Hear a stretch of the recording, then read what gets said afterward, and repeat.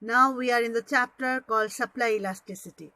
Elasticity, the word itself shows the change or the intensity of the change. That means you know what is the change, but how much is called elasticity. Now when we say how much change, then we call it as elasticity. Now we will see that how much supply has changed due to change in price. We will first see how much supply changes with respect to price, and generally we know for normal cases and other thing remaining constant, which we have studied last class, it's always positive.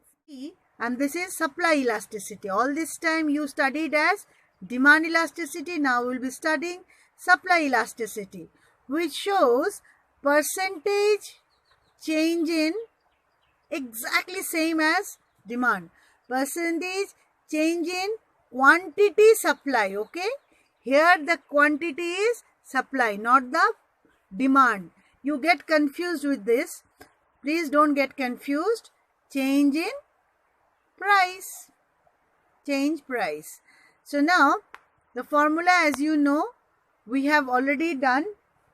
It is del Q by del P. Everything same, but here you see there is no minus sign. Why there is no minus sign? Because price and supply is related directly or positively. What do you mean by that? That when prices increases, supply increases.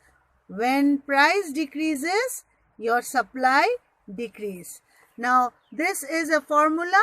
This formula is also called percentage method. With this we will be doing the numerical. Showing different diagrams and telling you different type of elasticity, supply elasticity. As you know that supply is always positive. Price and supply relationship is positive. That's why it is upward sloping from left to right. So if the supply is unlimited, the value of elasticity of supply is infinity, same as demand elastic. It is called perfectly elastic supply. And when supply doesn't change at all, even if prices are changing, just see prices are changing P2, P1, but supply is not changing at all. That's why it is called perfectly inelastic, which that means it doesn't change. And when it crosses your origin, you have seen it crosses or you touch your origin, this kind of supply is called unitary supply. When the elasticity of supply is 1. So unitary supply, unitary, or this is called unitary elastic supply. And if it is, just see, this is 0, no elasticity, but here it is 1. If it is 45 degree, then it become 1 or unitary. Okay, one more thing. Just see, bache, when the elastic or when the supply curve touch y-axis means this axis, it is more elastic. That means it is more than 1. When the supply curve touches x-axis, it is less than 1. Always remember that. When the supply curve touch y-axis, elasticity of supply will be more than 1. That means more elastic. When it touch x-axis, it will be less than 1. That means less elastic. We have already discussed about the percentage method with which we will be doing the numericals today. So percentage method, you know, del Q by del P into P0 divided by Q0, where P0 is the initial price and Q0 is the initial quantity. Del Q, as you know, del Q is nothing but present quantity, minus past year quantity, and del P is the present price minus past price. You know this. We have done it only here we don't have any minus sign, as I already told you that price and supply is related. We discussed point method or geometric method.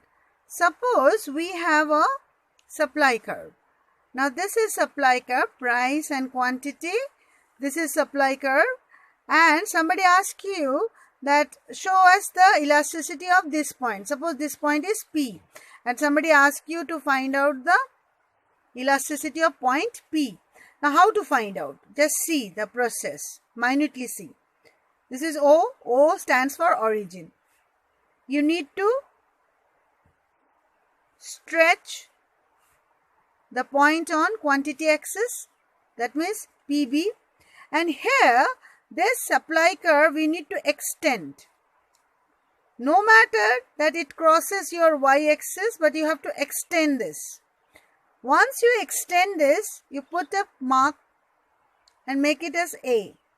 So your formula says that this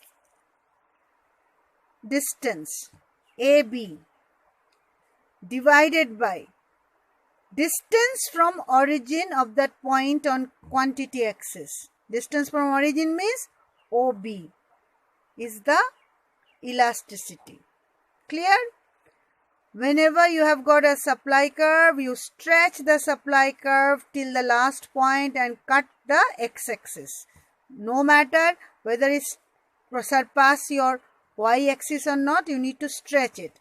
Once you stretch it, you get a point, and here you already have a point. So we need to see the distance from the origin should be denominator, and distance from that initial line to that particular point on quantity axis will be in the numerator, and you will be getting the, and you can see that AB distance, that means distance is more than, this is more than this distance, that means AB is more than OB. So this point is showing this is more than, elasticity is more than. I'll show you another case. Elasticity we found out it is more than 1. Let us see a case when elasticity is less. Okay, suppose this is a supply curve. Okay, here also I make it supply curve, and this is price axis, this is quantity axis. So as I told you, what you have to do, suppose somebody asks you what is the elasticity of this point. This point is P. To stretch a line till y-axis.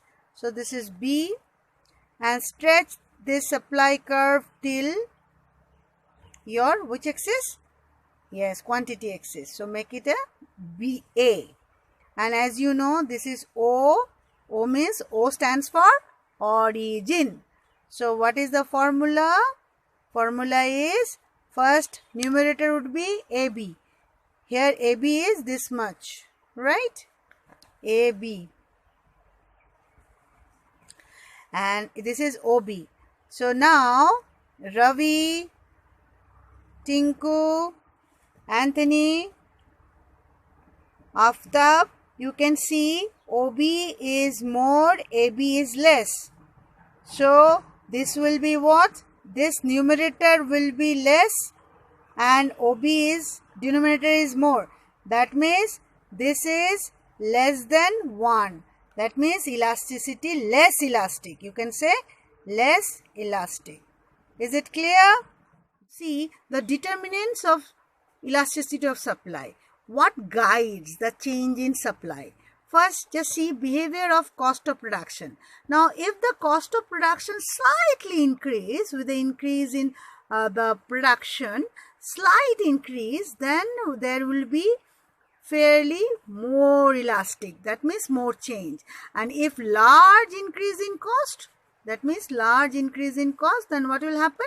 Supply will be relatively less elastic, or you can say inelastic. Time element, short run. Suppose you are producing in a short run. Short run, you cannot change the supply that much. So that means it is relatively inelastic. You will have to say relatively inelastic. And in the long run you can change the supply. That's why long run supply tend to be elastic. Nature of the commodity. Durable good which can go on and on, like TV, fridge and all this thing. So therefore you can see for the durable good, the price of your elasticity will be more. On the other hand, perishable goods like vegetable, it is less elastic. So for durable goods, more elastic, and for perishable goods, it will be less elastic. Next is availability of facilities for expanding. Suppose you want to expand your production. Now suppose you have got lot of available resources, you have got raw materials, powers and all, so you will be having more elasticity of supply. And suppose you don't have that much of raw materials and power supply and all this thing, you will be having relatively inelastic supply.